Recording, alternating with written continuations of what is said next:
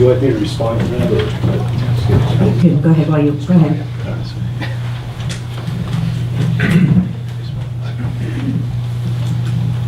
Just a little bit more about me, in case you don't know. I started my career in Guilford in 1986, 1984, if you count my time as a student at the college. But I did work here for 10 years full-time before I left for about 14 years to pursue some other employment. And came back as deputy chief about a year and a half ago. Was named chief in October of 2011. And I'm going to try to not speak about any other administration except my own. And I can tell you that some of the improvements since October of 2011, and there's a couple of our employees here, and they could probably tell you that life is not the same at Guilford Fire Rescue. But some of the improvements as far as vehicle maintenance goes, we now have a preventative maintenance schedule in place. It's been approved by the Guilford DPW mechanics. They're on board with that. It is in writing. We do have a copy of it tonight, I believe. We have improved our data collection and entry of repairs and out of service time by utilizing software that we have in-house. It's the same software that we enter in the information that we collect when we do daily truck checks and weekly truck checks. It's stored on the computer. We're trying to do away with paper files. We receive work orders immediately now from DPW, where in the past it was only done at the time of invoicing. So now we have those invoices real time when we pick up the vehicle. All of the files that we have on our apparatus in-house are all now in one file. They're not scattered around in multiple files across the office. And since the deputy has been on board in February of this year, we have also given him the responsibility to hold the firefighter that oversees all of the mechanical work in the department and divvies that up and sends that out. The deputy is now overseeing that and holding him accountable, and as well as the actions of all of us. Mr. Andrews? Deputy Andrews, yes. So we have made some improvements in our vehicle maintenance. It's been concerns to us for many years. We've addressed it. I know over the years, looking back from minutes, the engineers have tried to address it. They've talked about using outside vendors. That's why the situation is that we use an outside vendor for every other state inspection. Unfortunately, that didn't work out very well for us this fall, but we think that that's still a prudent thing for us to do. Just the fact that Engine 4 is still on the road after 25 years, I think speaks to the maintenance that it did receive. Although it may not be perfect, just like my pickup truck may not be perfect sitting in my driveway, I think it was well maintained and it lasted for a number of years. I think you have to remember that that truck ran first due for 15 years in the town of Guilford. It did a lot of work for the community. As far as the presentation, some of that timing might come into play a little bit with that. Chief Beelen was the one that actually formed the Apparatus Replacement Committee and sat on the committee.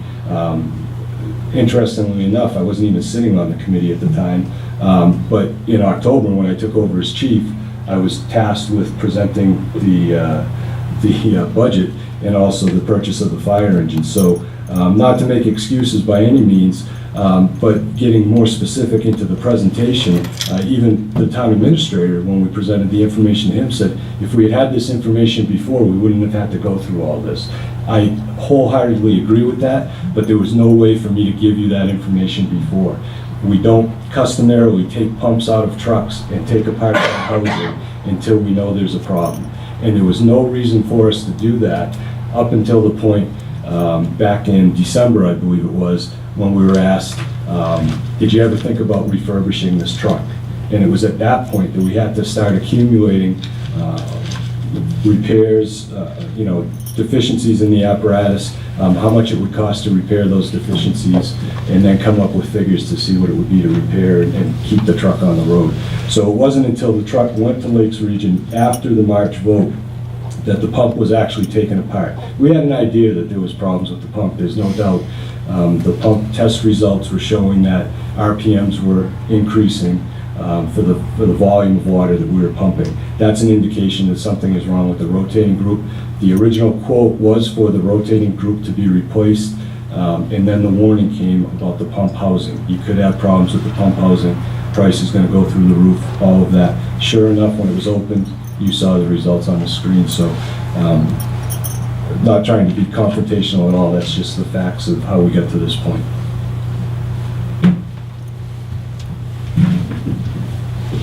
May I? Oh, yeah. Skip Murphy, Guilford Glen Road, and just like the other two quote-unquote civilians, I couldn't stay away either.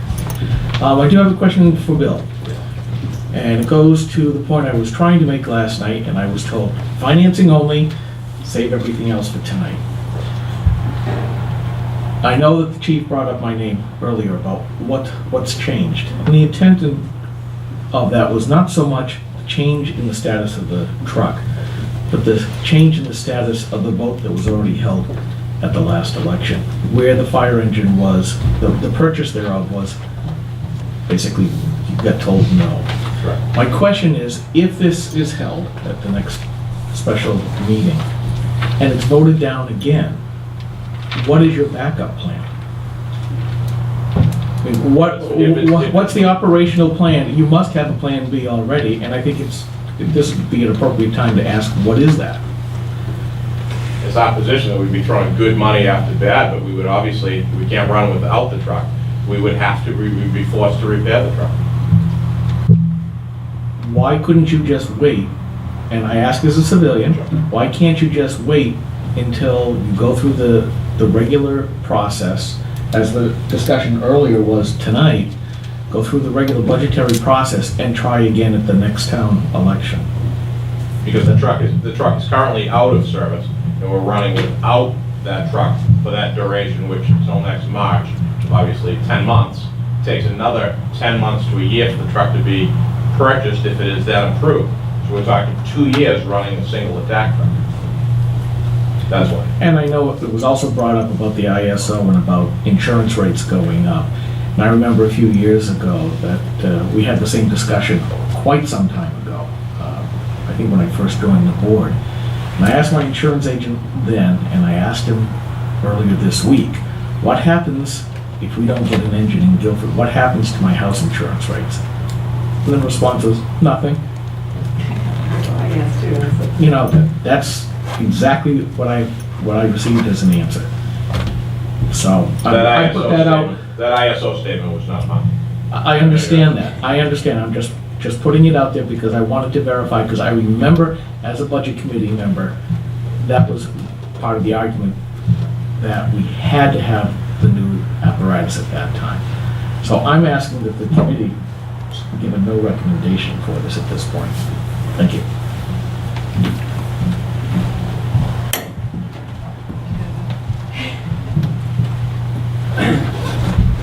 Just another comment. I'm not necessarily saying fix that engine. You know, it is 25 years old. In my day, when I had to make decisions on things, something like this came along, you look at all options. There must be, have you ever thought about buying a used truck? We have.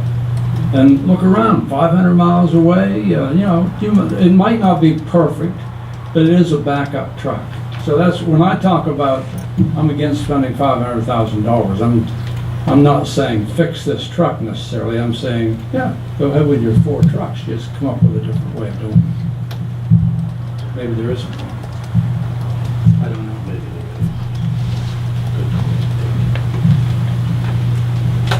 Thank you. Barbara Eichinger, 558 Edgewater Drive. I too did spend some time at the fire station this week. Thank you very much to Mr. Andrews for hosting some of my questions. I am an engineer by trade, although an electrical engineer. What I noticed from looking at the records and the documentation was really, from my perspective, is a lack of rigor on the maintenance and the documentation. Lieutenant Andrews explained that Deputy Andrews, sorry, explained that when the equipment comes back from a call, there is a check done on the vehicle. So, but I noted that there was actually no physical checklist for that daily checking, okay? So in my line of business, you have a lot of things you have to do. Here's your daily checklist, okay? You go through the checklist, the engineer would put their initials and the date of everything that they did. Then that information would be saved for a period of time. So there is no daily checklist. There was no documentation to follow up on those daily checklists. Now, there was a weekly checklist, and it looked pretty good, okay? But that information was only saved and passed on if there was a problem, okay? So I just think in my business, it's very instrumental that when things pass, you have your checklist, it passes, the engineer's signature is there, it goes in the file, and then we get a call, this doesn't work. Well, let's pull out the last time it was checked. Who checked it? What process did they use? So we develop a closed loop process for continual improvement, okay? And that's how things are maintained and things are cost effective. The other thing I noted was if the fire department depends on the DPW didn't seem to be part of a closed loop process on the maintenance and the documentation. Or perhaps do they attend your meetings, the DPW? No, they don't. Okay, so that would be another recommendation is if they're an integral part of maintaining this equipment, they would be part of the meetings and be part of this closed loop maintenance process and checklist process. The Engine 4 records that the deputy chief showed to us were really assembled by the department because of the outcry of the public. So you could see where they went to DPW and got these, and they went up to finance and got all these records. So they really did not have maintenance records on these engines. And I thought that was, again, a lack of rigor. The pump tests, I did take a look at the pump tests. There were no record of any pump tests for 2004 and 2010, okay? In 2011, there was a significant drop-off in the performance, as you noted. And so I said, okay, well, there was a drop-off in the performance for 2011. Let's go back and look at 2010's records. Well, they were missing. So again, that just, if in 2010 we saw something going on, maybe we would have had the pump taken apart at that point and inspected. So again, to me, it shows a little bit of a lack of rigor. Now on the cleaning of the equipment, one of the things that I thought would be like the undercarriages would be washed down to prevent the type of rust that these guys are seeing. The deputy says that the engines are washed down after they come back in from a run. Well, I looked over each vehicle, and I thank you again for allowing me to walk around your vehicles, very instrumental. And, you know, maybe I'm a neat freak because I'm a gal, but those engines didn't look like they were washed down. Okay, I mean, there was some mud on around the engine, around the mud flaps and the bumpers and the covers over the hoses, and I think they could have done a bit better job of washing the engines. And so, you know, that's going to contribute to the corrosion, you know, if they're not kept clean. The other thing I noted was that the 1991 engine was rebuilt about 4 years ago at a cost of $90,000. Perhaps had we rebuilt this guy, and I think it maybe was refurbished at one point, perhaps had we, you know, maybe 4 years ago, or before it got so bad, had addressed some of these maintenance issues, it might not be such a catastrophic failure at this point. And also, you spent $90,000 on that. It's a 1991 engine. You spent $90,000, and that was okay at that point. You didn't look to buy a new engine then. Now you're looking at $75,000. I'm not seeing such a discrepancy here, okay? So in summary, in my personal experience in the private sector, we could not operate with your processes. We would be out of business, okay? In my opinion, you need to adopt a more rigorous maintenance record keeping and a closed loop communication path with the DPW. I think, you know, your vehicle maintenance, you know, might want to develop a new process on that. The using of Engine 4 as a backup engine, through the records that the deputy chief showed me, Engine 4 was needed one time in 2010 as to be called out because the primary attack engine was not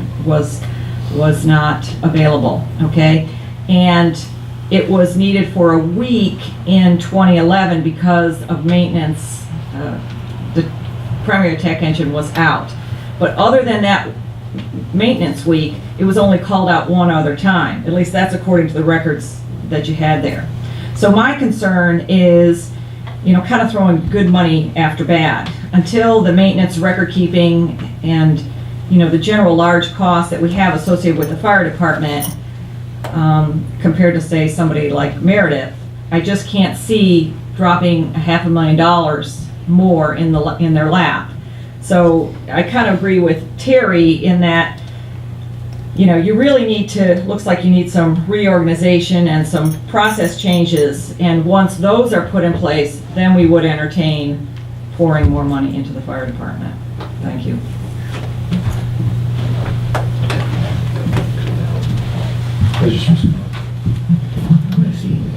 Just for informational purposes, the 91 engine is not an engine at all, it's a rescue truck. $90,000 was put into that. The rescue truck is basically a box on wheels that carries heavy equipment. It has a very small pump on it and one hose line on it. So it's a hugely different piece of equipment that it does a hugely different amount of work. So that $90,000 is probably going to buy us 10 years of service, 15 years of service, who really knows. But the $75,000 that we're putting into engine 4 is getting it back into service. When we talk about that, that's just to get it back into service, back on road, and back functioning the way that it should be. And it's probably, in our minds, only going to buy us 2 to 3 years, maybe 5 years. That's what we've been talking about from the beginning of repairing engine 4. So that's not really an apples to apples comparison there.